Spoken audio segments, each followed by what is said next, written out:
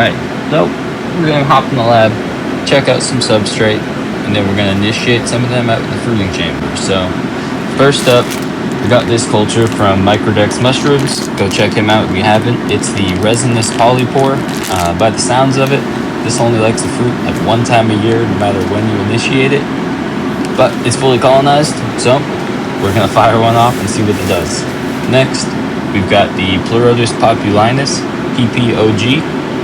It's PP for Pleurodus populinus, OG for Ordway Grove, which is the place up in Maine, an old growth forest that I had foraged and cloned this one. So first time growing it down here in Florida, so I'm excited for that. And then next up is going to be another bag of the Pleurodus populinus.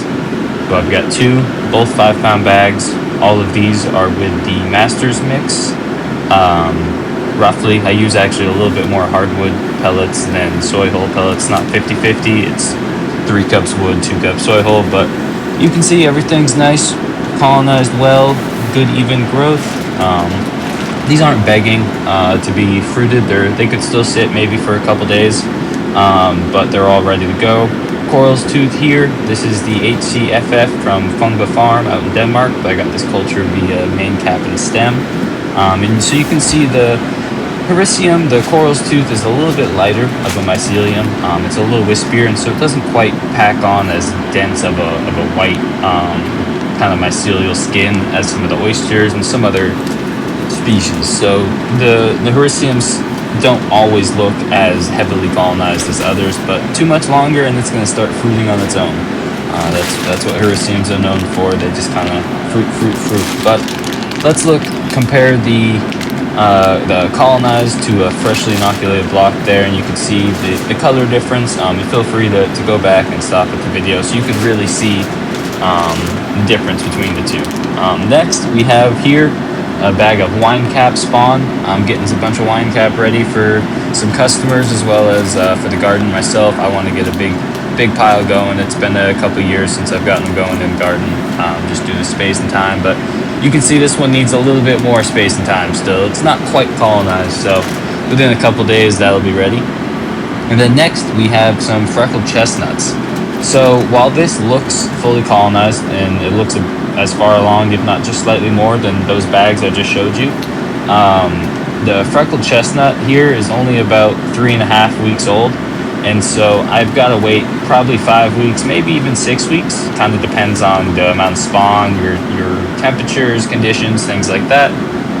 But you want to wait until the freckled chestnut starts to show some nice juicy golden metabolites. Like this little section right there, you can almost see it starting to form. You'll see that kind of throughout the bag, really kind of juices up, almost looks gross. So that's when you know it's time for the freckled chestnut to fruit. But these ones right here, these are ready, so let's get them started up.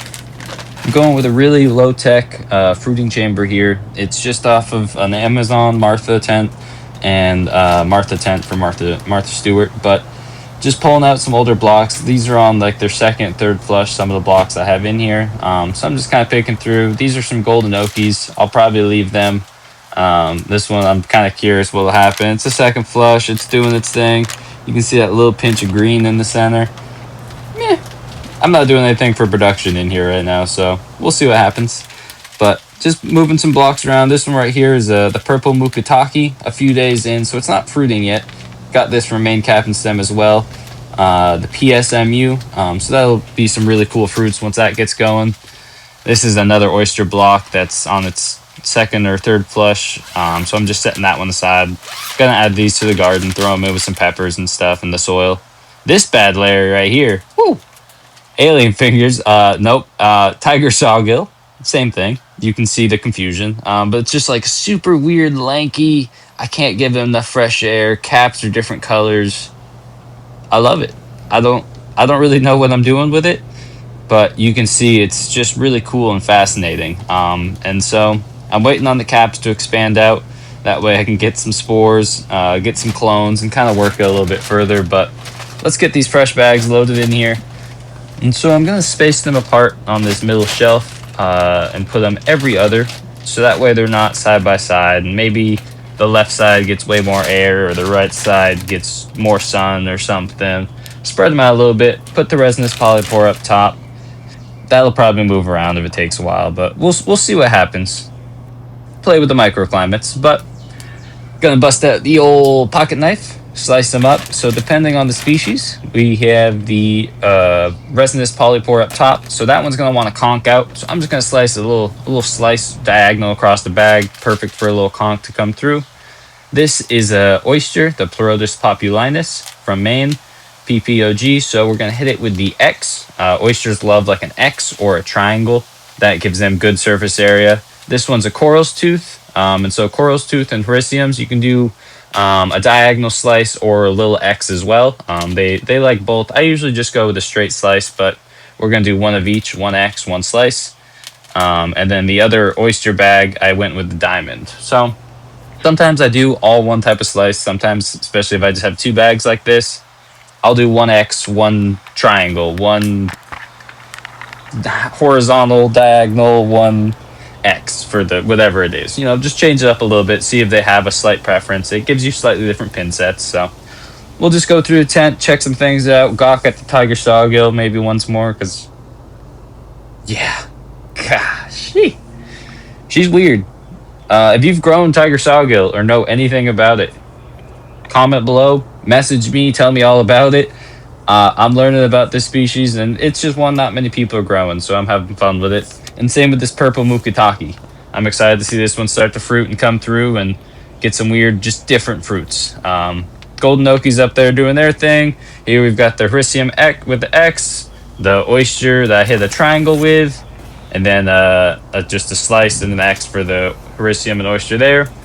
So again, old blocks, those are going to the garden. Peppers are gonna love those.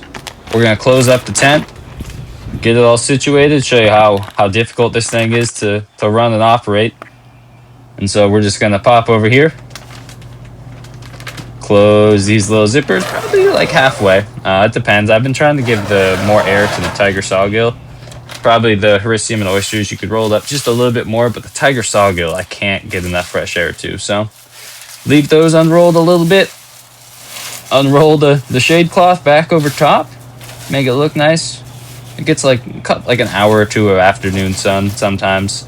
So keep it covered, grab my blocks, and now the mushrooms are just gonna sit, enjoy themselves, gather some thoughts, gather some mycelium, and start producing some fruits. So we'll come back, we'll check in shortly. Stay tuned and see how they're looking.